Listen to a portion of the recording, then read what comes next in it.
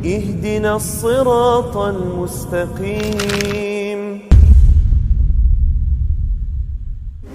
Assalamualaikum warahmatullahi wabarakatuh.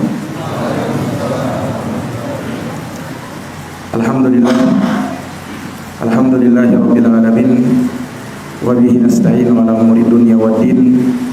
Asyhadu an la ilaha illallah wahdahu la syarika lah, ilahul awwalin wal akhirin, wa asyhadu anna Muhammadan abduhu wa rasuluhu shadiqul amin, sallallahu alaihi wa ala alihi wa sahbihi wa man tabi'ahum bi ihsanin ila yaumiddin wa sallama tasliman katsira, amma ba'd. Ikhwani fid din wa akhwati fillah, a'azzani Allah wa iyyakum. Alhamdulillah, kita panjatkan puja dan puji syukur kehadirat Allah Subhanahu wa taala yang telah banyak memberikan nikmat kepada kita. Salawat dan salam semoga tercurahkan kepada junjungan kita Nabi Agung, Nabi besar Muhammad sallallahu alaihi wasallam. Ikhwani fid din wa akhwati fillah, pada malam hari ini kembali kita melanjutkan pembahasan dari kitab Syarhus Sunnah karya Imam Al-Barbahari rahimahullahu taala. Pada pertemuan yang lalu kita telah menjelaskan terkait dengan akidah ahli sunnati wal jamaah tentang surga dan neraka, dan telah kita ceritakan pula bagaimana Nabiullah Adam alaihi salam yang dahulunya tinggal di surga, kemudian karena satu dosa yang beliau lakukan, beliau pun dikeluarkan darinya, ya, dan diturunkan ke dunia ini. Dan Allah Subhanahu wa taala kembali memberi taufik kepada Nabiullah Adam alaihi salam untuk bertaubat kepada Allah, sehingganya beliau pun bertaubat dan Allah terima taubat beliau. Nah, kemudian selanjutnya Al-Imam Al-Barbahari menyebutkan satu dari usul akidah ahli sunnati wal jamaah. Kata beliau di sini, wal imanu bil masihid dajjal, dan beriman kepada al-masih ad-dajjal, beriman akan adanya al-masih ad-dajjal. Nah, ikhwani fiddin a'azzani Allah wa iyyakum, beriman dengan adanya al-masih ad-dajjal, akan keluarnya nanti dia di akhir zaman, ini merupakan salah satu dari cabang keimanan kita kepada yaumul akhir. Ya, karena satu dari sekian tanda bahwa kiamat kelak akan tiba itu adalah munculnya dajjal.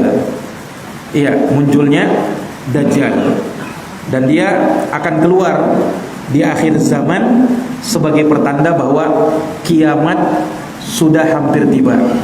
Ya, maka para ulama menyebutkan bahwasanya keluarnya dajjal ini merupakan alamatul kubra, tanda dari tanda-tanda besar kiamat hampir tiba. Nah, ikhwani fiddin a'azani Allah wa iyyakum, dajjal dinamakan dengan dajjal itu dari kata ad-dajjal. Dajjal artinya al-kadhib. Ya. Namun disebutkan dengan dajjal, ya, yang bermakna kadhib artinya berdusta. Ya, dajjal ini bukan hanya sekedar berdusta, tetapi orang yang pandai dalam berdusta, sering berdusta, atau bahkan kita katakan pendusta ulung. Nah, maka disebut dengan dajjal. Saking hebatnya dia dalam berdusta, sehingga kebenaran itu akhirnya tersamarkan. Dia menutupi kebenaran dengan kebatilan yang ada pada dirinya. Ya, dia menutupi kekafirannya, ya, dan seolah-olah menampakkan bahwa dia adalah orang yang menginginkan kebaikan. Ya, padahal dia adalah dajjal. Nah, seorang pendusta. Dan dajjal yang dimaksud di dalam pembahasan kita di sini adalah dajjal yang besar. Karena di sana para ulama juga menyebutkan ada dajjal kecil yang juga nanti muncul di akhir zaman, ya. Dan dajjal kecil ini, ya, semuanya mengaku sebagai nabi dan rasul. Makanya kalau ada di zaman kita ini yang mengaku nabi dan rasul, maka kita katakan dia sebagai dajjal. Sebab Nabi SAW sendiri yang menyebutkan mereka sebagai dajjal. Dalam hadis Abu Hurairah radhiyallahu anhu yang diriwayatkan oleh Imam Muslim, Rasulullah SAW bersabda, "La taqumus sa'atu hatta yub'atsu dajjaluna kadzabun qaribun min 30 kulluhum yaz'umu annahu Rasulullah." Kata Nabi, tidak akan tegak hari kiamat sampai bermunculan para dajjal kecil, pendusta ulung, yang jumlah mereka ada sekitar 30 orang. Semua dari mereka itu mengaku sebagai utusan Allah. Iya, padahal mereka adalah pendusta. Nah, dajjal yang mengaku sebagai nabi ini disebut oleh para ulama sebagai dajjal kecil. Nah, ini yang ini tidak kita bicarakan. Yang kita bicarakan adalah dajjal yang besar yang muncul setelah kedatangan atau keluarnya Imam Mahdi.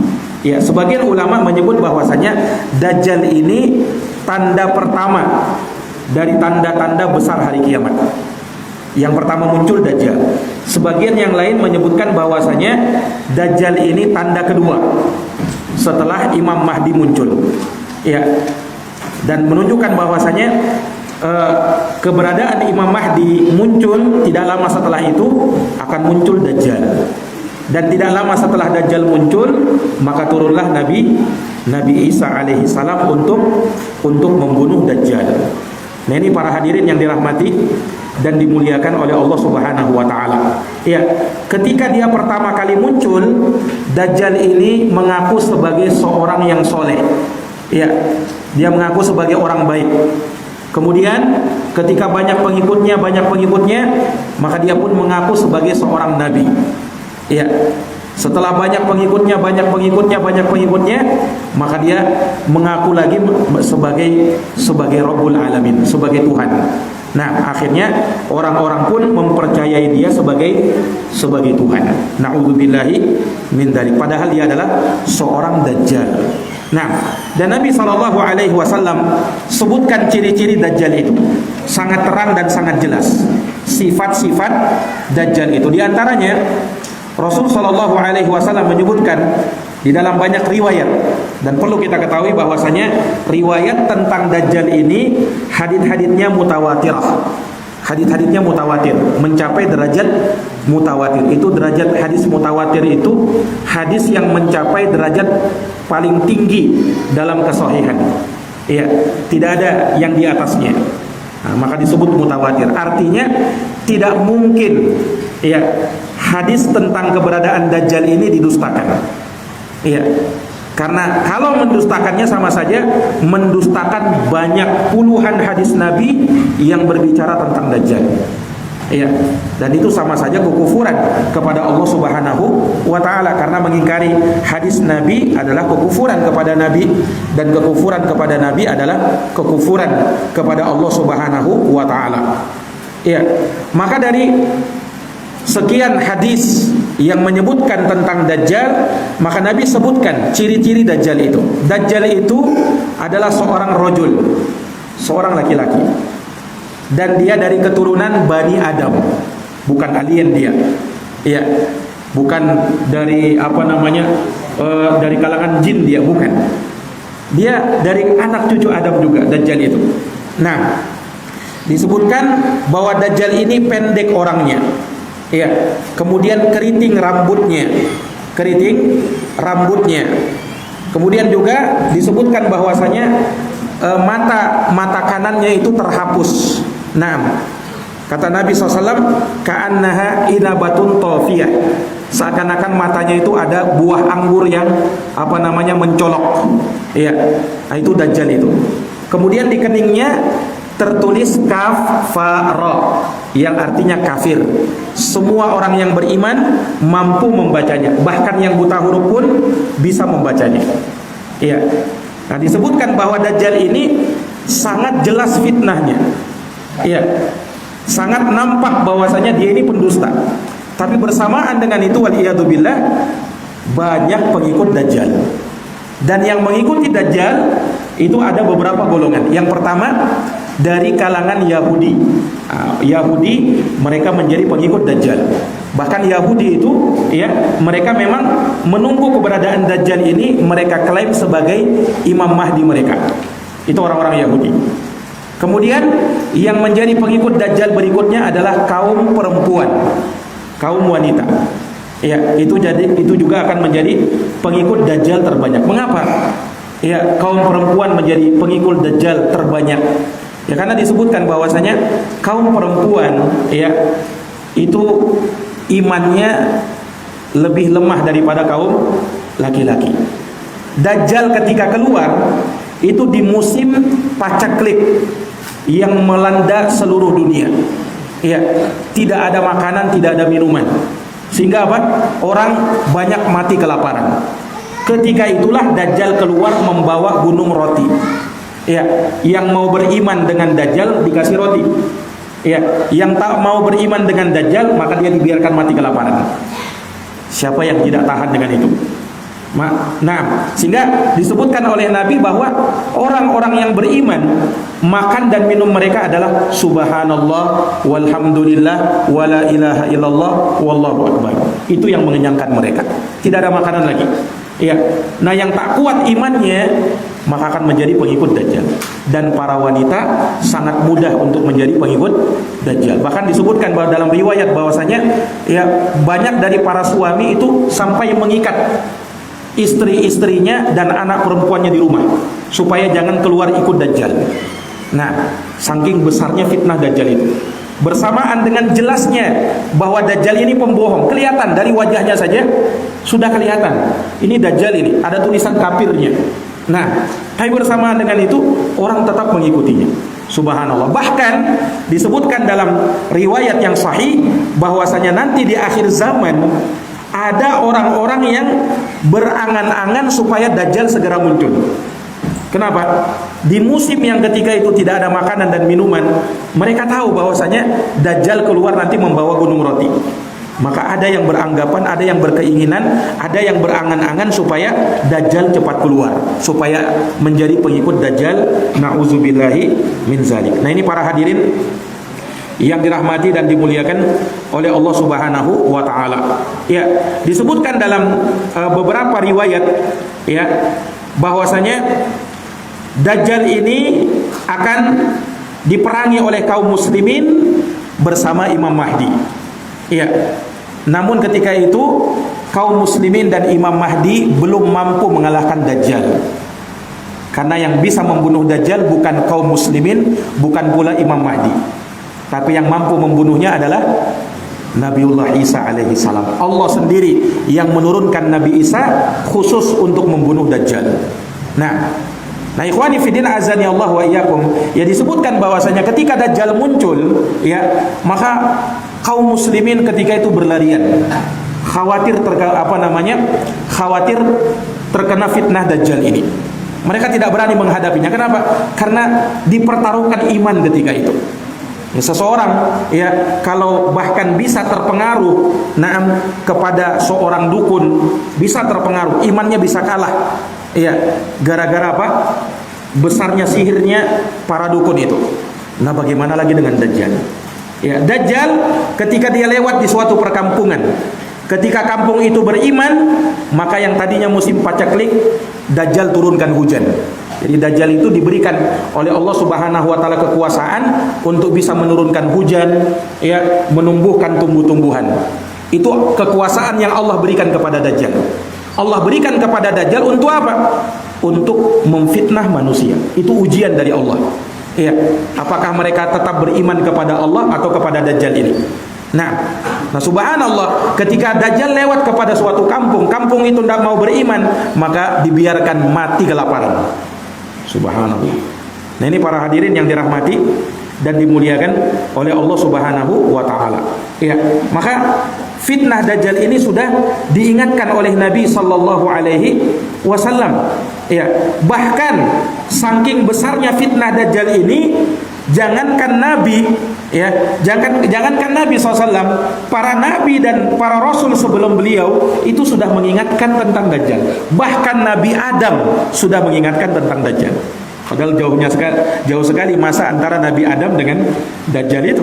Jangankan dan antara Nabi Adam dengan antara Nabi Muhammad SAW saja, dengan munculnya Dajjal masih terlalu lama dalam perhitungan kita. Nah, tapi karena ngerinya fitnah Dajjal itu, Nabi Adam pun sudah memperingatkan, Nabi Nuh pun sudah memperingatkan, Nabi Isa sudah memperingatkan, apalagi Nabi kita Muhammad Sallallahu Alaihi Wasallam juga sangat besar peringatan beliau Sallallahu Alaihi Wasallam tentang fitnah Dajjal itu. Makanya hadis-hadis yang menyebutkan tentang Dajjal itu puluhan hadis, mencapai derajat apa? Mutawatir. Tak mungkin lagi untuk didustakan. Tak mungkin lagi untuk apa? Untuk didustakan. Baik. Para hadirin yang dirahmati dan dimuliakan oleh Allah Subhanahu wa taala. Rasulullah sallallahu alaihi wasallam bersabda dalam hadis yang diriwayatkan oleh Imam Muslim, "Ma baina khalqi Adam ila qiyamis saa'ah khalqun akbaru minad dajjal." Kata Nabi, tidak ada antara terciptanya Adam sampai kiamat tiba makhluk yang lebih besar melebihi Dajjal itu. Melebihi siapa? Melebihi Dajjal itu. Nah, betapa luar biasanya fitnah Dajjal itu. Ya, sehingganya para sahabat Nabi SAW sering memperbincangkan tentang Dajjal ini. Ya, para sahabat sering bercerita satu sama lain di antara mereka bagaimana ketika ada Dajjal dan bagaimana Nabi SAW menyebutkan tentang fitnah Dajjal itu, betapa luar biasanya, betapa ngerinya Dajjal itu. Ini para hadirin yang dirahmati dan dimuliakan oleh Allah. Sehingganya Nabi kita Muhammad Sallallahu Alaihi Wasallam mengajarkan kepada kita perlindungan dari Dajjal yang kita ucapkan di akhir apa? Di akhir tasyahud, ya kan? Meminta 4 perlindungan. Bagaimana doanya? Allahumma inni a'udzubika min adabil qabr wa min adabin nar wa min fitnatil mahya wal mamat wa min syarri fitnatil masihid dajjal. Bayangkan. Itu sering kita ucapkan. Bahkan para ulama atau sebagian ulama menyebutkan membaca 4 perlindungan ini hukumnya wajib di dalam sholat karena Nabi perintahkan. Jadi setelah kita membaca tasyahud, kemudian salawat kepada Nabi, ya, maka yang setidaknya kita ucapkan 4 perlindungan ini karena Nabi perintahkan. Falyata'awwad, hendaknya kalian berlindung dari 4 perkara ini. Ya, yaitu dari fitnah azab kubur, dari azab api neraka, dari fitnah hidup dan mati, dan dari fitnah al-masih ad-dajjal. Nah, ini para hadirin yang dirahmati dan dimuliakan oleh Allah. Dan Nabi juga mengajarkan perlindungan dari Dajjal itu. Siapa yang ingin selamat dari fitnah Dajjal, kata Nabi, hafalkan 10 ayat pertama dari surat Al-Kahfi. Iya, hafalkan apa? 10 ayat pertama dari surat Al-Kahfi. Sebagian riwayat menyebutkan, dalam riwayat Muslim juga, itu 10 ayat terakhir dari surat Al-Kahfi. Iya. Ini menunjukkan betapa bahayanya fitnah Dajjal ini, sampai Nabi kita Muhammad Sallallahu Alaihi Wasallam mengajarkan doa-doa perlindungan dari apa? Dari fitnah Dajjal. Nah, ini para jamaah yang dirahmati dan dimuliakan oleh Allah Subhanahu Wa Taala. Dajjal itu sudah ada dan sudah pernah dijumpai oleh salah seorang sahabat Nabi. Sahabat Nabi pernah berjumpa dengan Dajjal. Siapa sahabatnya? Tamim bin Aus Ad-Dari. Itu sahabat yang pernah berjumpa dengan Dajjal. Dikisahkan dalam hadis riwayat Imam Muslim, ya, bahwasanya sahabat Tamim bin Aus Ad-Dari, beliau dulunya beragama Nasrani. Datang kepada Nabi ke Madinah menyatakan keislamannya gara-gara dia berjumpa dengan Dajjal. Jadi Tamim bin Aus Ad-Dari masuk Islam gara-gara si Dajjal ini. Iya. Jadi dia ceritakan, dulu saya ini, katanya dalam hadis yang cukup panjang, saya ini seorang pelaut. Ya, ini biasa pergi ke laut, mencari ikan, mencari nafkah di laut, ya. Dan bersamaku ada teman-temanku. Maka suatu hari, kata dia, kami pernah berlayar menaiki suatu kapal yang besar. Bersama saya ada 30 orang. Jadi saya berlayar bersama 30 orang lainnya. Nah, ketika itu ya, kami pun dilamun ombak yang sangat besar selama 1 bulan. Selama 1 bulan dilamun ombak di tengah lautan ini. Ya. Maka apa yang terjadi? Kami pun sampai katanya terdampar di suatu jaziratin fil bahar, di suatu pulau di tengah laut. Ya. Dan ketika itu ya kami pun duduk termenung di dekat kapal kami sampai sampai matahari mau terbenam. Ya, maka kami pun masuk ke pulau tersebut. Pulau tidak berpenghuni. Tapi subhanallah, disitulah mereka berjumpa dengan jassasah. Nah, jassasah ini ya seekor binatang yang sangat lebat bulunya. Disebutkan oleh sahabat Tamim bin Aus Ad-Dari, saking lebatnya bulunya, kami tidak tahu mana arah depannya, mana depannya dia ini, binatang ini, dan mana belakangnya. Saking lebatnya bulunya. Dan anehnya binatang ini bisa berbicara. Subhanallah. Ini kisah ini diceritakan oleh sahabat Tamim bin Aus Ad-Dari kepada Nabi, dan Nabi membenarkannya. Nabi membenarkannya. Nah, maka para hadirin yang dirahmati dan dimuliakan oleh Allah, ketika berjumpa dengan makhluk seperti ini, sahabat Tamim berkata kepadanya, "Wailaka ma anta?" Kamu ini siapa? Iya. Maka dia berkata, "Anal jassasah." Saya adalah jassasah. Inilah binatang yang melata, yang sebagian ulama menyebutkan jassasah ini nanti akan keluar lagi nanti di akhir zaman. Sebagai pertanda besar kiamat, dialah yang menandai ya mana kafir mana muslim, dan itu tepatnya setelah matahari sudah terbenam dari arah barat. Ya, nah, maka dia yang menandai ini kafir, ini beriman. Karena kalau sudah matahari terbit dari arah barat, itu sudah tidak berguna lagi yang namanya taubat. Pintu taubat dibuka oleh Allah sepanjang belum muncul 2 hal. Yang pertama, nyawa sudah sampai di tenggorokan. Nah, kalau sudah nyawa di tenggorokan, tidak berguna lagi taubat. Ya, baru mau istighfar ketika sudah mau mati, sudah mau tenggelam dia, baru mau istighfar, tidak berguna lagi yang namanya taubat. Ya, nyawa sudah sampai di tenggorokan. Yang kedua, kalau matahari terbit dari arah barat. Nah, itu tidak berguna lagi yang namanya taubat. Nah, sebagian ulama menyebutkan jassasa ini muncul nanti di akhir zaman. Sebagian lain menyebutkan bahwa yang dimaksud dengan itu, dengan hewan melata yang muncul itu bukan jassasa, tapi hewan yang lain yang juga mampu berbicara. Nah, wallahu alam tentang pendapat ulama terkait dengan masalah tersebut. Baik, para hadirin yang dirahmati dan dimuliakan oleh Allah, ya ketika para sahabat Tamim bin Aus bertanya lebih detail, siapa kamu ini, dari mana, apa itu jassasa itu apa? Tapi jassasa tidak menjelaskan lebih lanjut. Jassasa berkata, "Ayyuhal qaum, intaliqu ila hadar rajul fid dair fa innahu ila khabarikum bil aswaq." Kata si jassasa ini, "Wahai manusia, pergilah kalian masuk ke dalam pulau ini. Sungguhnya di dalam pulau ini ada sebuah rumah. Di situ ada seseorang. Dia sangat rindu dengan berita-berita yang nanti kalian sampaikan." Kata si jassasa ini. Maka kata sahabat Tamim bin Aus, ketika mendengarkan dia menyebut ada seseorang, ya, maka kami pun menyangka jangan-jangan syaitan yang dia sebut ini.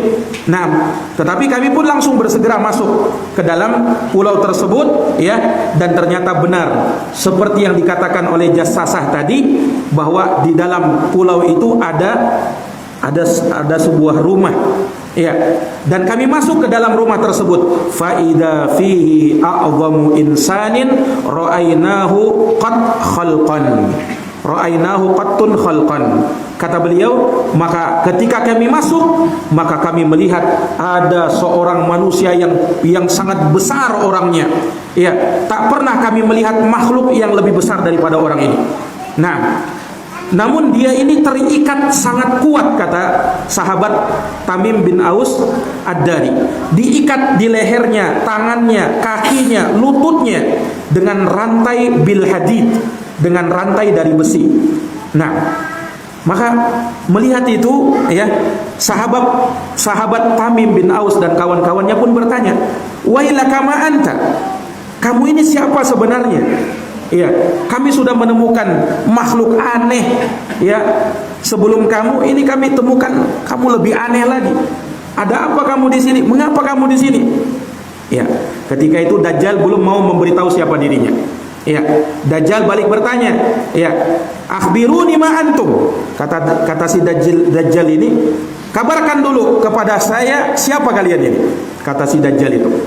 Ya, qalu, maka mereka pun menjawab, sahabat Tamim dengan kawan-kawannya, nahnu unasun minal Arab. Ya, kami ini rombongan manusia dari tanah Arab. Raqibna fi safinatin buhairiyah.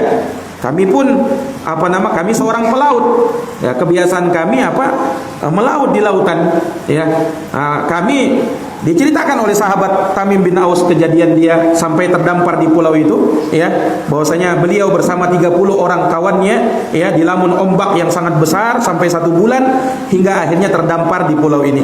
Nah, kemudian ketika kami mau masuk ada jasasa. Nah, jasasa inilah yang memberitahukan keberadaan dirimu. Nah, keberadaan siapa? Keberadaan dirimu. Maka kami pun masuk dan kami berjumpa dengan dirimu. Nah, maka para hadirin yang dirahmati dan dimuliakan oleh Allah Subhanahu wa taala, ya, Dajjal pun lantas bertanya kepada Tamim bin Aus dengan sahabat-sahabatnya ini. Pertanyaan-pertanyaan Dajjal ini ingin dia pastikan, karena dengan mengetahui hal tersebut dia bisa tahu bahwa sebentar lagi dia akan keluar. Ya, Dajjal bertanya. Kata Dajjal, ya, kepada rombongan ini, kepada sahabat Tamim bin Aus, yang ketiga itu belum masuk Islam beliau, ya. Jadi sahabat Tamim bin Aus ketika berjumpa Dajjal ini masih beragama Nasrani, belum Islam dia. Tapi melalui inilah beliau masuk Islam. Dajjal bertanya kepada Tamim, ya, akhbiruni an nakhli baisan. Wahai manusia, kata si Dajjal, ya, beritahukan kepadaku, kabarkan kepadaku tentang pohon korma yang ada di Baisan. Pohon korma Baisan. Kata mereka, an Aisyah nih atas takbir. Kamu pengen tahu yang mana, tentang apanya dari pohon korma Baisan itu? As'alukum an nakhliha hal yusmir. Kata si Dajjal, ya, aku ingin bertanya kepada kalian, apakah buah kormanya masih banyak? Qulna lahu na'am. Kata mereka, iya, masih banyak buahnya. Masih masih diambil oleh orang-orang. Nah, kata si Dajjal ini, ama innahu yushiku alla tusmir. Kata si Dajjal, sungguh sebentar lagi pohonnya akan habis. Kata si Dajjal. Subhanallah, menurut kabar, ya, memang pohon korma yang di negeri Baisan itu sekarang ini sudah tidak ada lagi. Persis seperti yang dikatakan oleh si Dajjal ini. Taib. Qala akhbiruni an buhairati Tabariyah. Kemudian Dajjal bertanya lagi, wahai manusia, kabarkan kepadaku tentang danau Tabariyah. Nah, ini yang diterjemahkan dengan danau Tiberias. Ya, aku ingin tanya, bagaimana dengan danau itu? Qulna an Aisya'ni atas takbir. Kata mereka, kau pingin kabar tentang apanya dari danau Tiberias itu? Hal fiha ma'un, apakah di dalamnya masih ada air? Apakah masih ada airnya? Qalu hiya katsiratul ma'. Kata mereka, oh, airnya masih banyak. Orang-orang masih mengambil air di situ. Kata si Dajjal, ama inna ma'aha yushiku ayyadhab. Ketahuilah, hampir-hampir sebentar lagi airnya akan habis. Danau Tiberias itu akan mengering. Subhanallah. Ini kabar dari Dajjal. Nah, ini tentang keringnya danau ini belum. Walaupun sudah dikabarkan sudah banyak menyusut airnya, tetapi sampai saat ini masih ada airnya. Masih digunakan oleh manusia yang ada di sana untuk mengambil air. Ya. Nah, dikhawatirkan kalau sudah habis airnya ini, nah, itu Dajjal sudah muncul itu. Walaupun kita tidak tahu apakah pada saat surutnya itu, di saat itu sudah pertandanya atau di surutnya yang bagaimana. Karena danau Tiberias ini pernah surut memang.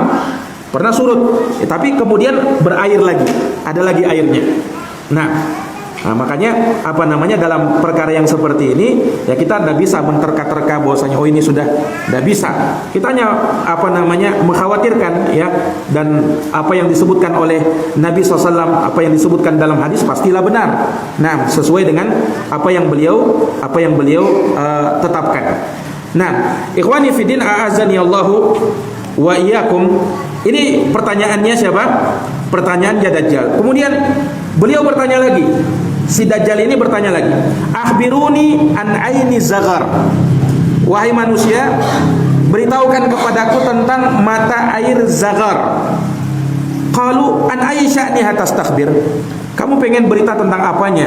Hal fil aini ma'un? Apakah masih ada mata airnya? Wa hal yazra'u ahluha bima'il ain? Dan apakah penduduknya masih bercocok tanam dengan air tersebut?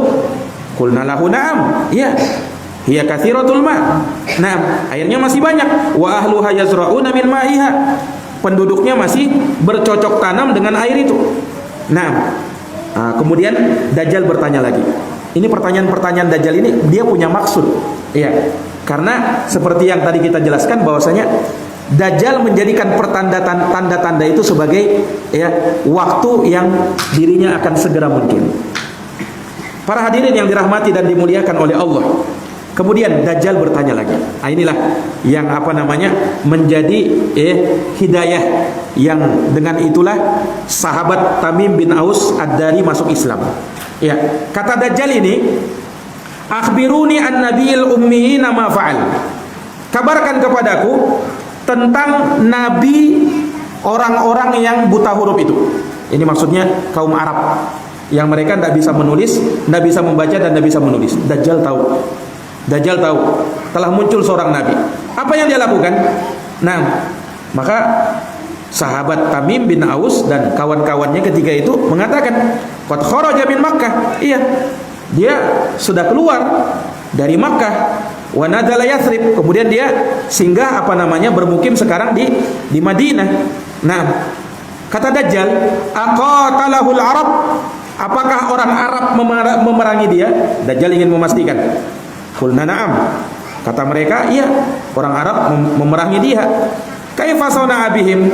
Bagaimana yang dilakukan terhadap mereka? Fa akhbirna annahu qad dhahara ala man yalihi minal Arab wa ata'uhu. Qala lahum qad kana dzalika. Qulna na'am. Qala ama inna dzaka khairun lahum ayyuti'uhu. Nah, kata si Dajjal ini ya, dia nabi ini ya, sungguh kata si Dajjal ini lebih baik bagi mereka kalau mengikuti nabi tersebut.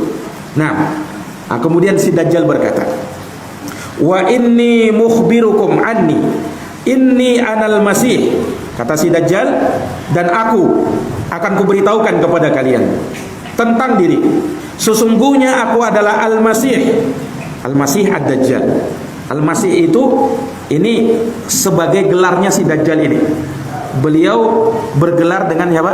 Al-Masih, si Dajjal pendusta ini. Al-Masih itu dalam bahasa Arab artinya yang menyapu, yang mengusap, atau yang terusap. Karena Dajjal kan matanya sebelah kanannya buta, ya, atau seperti pohon anggur, kayak buah anggur itu yang menonjol. Matanya seperti itu. Nah, makanya disebut dengan Al-Masih Ad-Dajjal. Kemudian dia disebut dengan Al-Masih karena Dajjal ini dia menyapu seluruh permukaan bumi, ya. Dia jelajahi, dia datangi hanya dalam waktu 40 hari saja. Bayangkan, hanya dalam waktu 40 hari saja. Tetapi 40 hari bukan 40 hari kayak hari kita. Kata Rasulullah SAW, hari pertama Dajjal muncul itu bagikan 1 tahun. Hari kedua Dajjal muncul itu 1 hari bagikan 1 bulan. Hari ketiga Dajjal muncul 1 harinya bagikan 1 pekan. Hari berikutnya sama seperti hari-hari biasa. Dari sini kita bisa tahu Dajjal itu sudah keluar kalau 1 hari yang kita lewati seperti 1 tahun. Ulama menjelaskan itu 1 hari bagikan 1 tahun itu bagaimana, Ustaz? 1 hari bagikan 1 tahun itu hakiki seperti itu. Yakni pergerakan matahari dari timur ke barat terbenamnya itu jarak 1 tahun. Persis seperti yang diberitakan oleh Nabi SAW, ya. Allah Subhanahu wa taala Maha berkehendak terhadap apa yang Dia inginkan. Kalau Allah ingin terjadi seperti itu, maka terjadi. Nah, ya, apa sulitnya Allah Subhanahu wa taala untuk merubah apa dari makhluk Allah Subhanahu wa taala apa yang Allah inginkan? Allah tinggal mengatakan innama amrohu idza arada syai'an ayyaqula lahu kun fayakun. Allah tinggal mengatakan jadilah maka terjadilah. Nah, ini ikhwani fillah azani Allah wa iyyakum. Ya, sampai sahabat tanya, "Ya Rasul, kalau begitu bagaimana kita sholat? Kalau pergerakan matahari itu sangat lambat, ya kan? Sampai 1 tahun dari jarak munculnya terbitnya sampai terbenamnya. Bagaimana kita sholat?" Ya, kata Nabi, hendaknya manusia ketika itu mentakdirkan sholat-sholat mereka. Maksudnya mengukur dengan waktu. Ya, bukan artinya berarti kalau 1 tahun berarti mereka sholatnya ya dalam jarak 1 tahun itu cuma 5 kali sholat saja, enggak. Nah, inilah yang juga menjadi menjadi pegangan bagi orang-orang yang di belahan dunia mana itu yang dia punya malam lebih lama atau siang lebih lama. Ya, karena ada di belahan dunia ini yang seperti itu keadaannya. Yang siangnya itu sampai bertahan sampai 6 bulan. Kalau tidak salah di bagian kutub mana itu katanya seperti itu. Setelah itu 6 bulan lagi malam. Nah, itu saja ada di belahan dunia ini yang seperti itu. Nah, sehingga tidak mustahil apabila Allah Subhanahu wa taala menginginkan nanti dunianya seperti itu.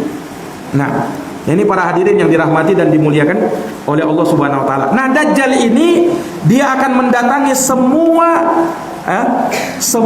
dunia, semua akan dia jelajahi, ya.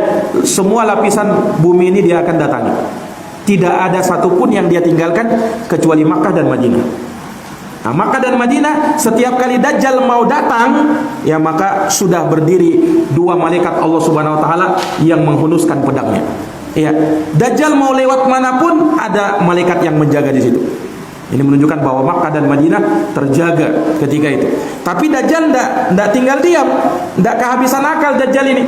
Maka dia datang ke suatu tempat, kemudian dia hentakkan kakinya, kemudian keluarlah setiap orang kafir dan kafirah, laki-laki dan perempuan yang kafir keluar dari negeri Makkah dan Madinah. Semua orang munafik laki-laki perempuan keluar dari Makkah dan Madinah dengan hentakan Dajjal, kemudian jadi pengikut Dajjal. Jadi tetap ada juga yang mengikuti Dajjal dari penduduk Makkah dan Madinah, terutama golongan kafir atau munafik. Golongan orang-orang kafir dan orang-orang munafikun. Nah, setelah itu Dajjal menjelajahi dunia ini. Nah, ini para hadirin yang dirahmati dan dimuliakan oleh Allah Subhanahu wa taala. Nah, inilah yang diberitakan oleh sahabat Tamim bin Aus Ad-Dari radhiyallahu taala anhu. Maka setelahnya ya beliau pun kembali pulang, dan datang ke Madinah menceritakan hal tersebut kepada Nabi. Nabi langsung kumpulkan sahabatnya.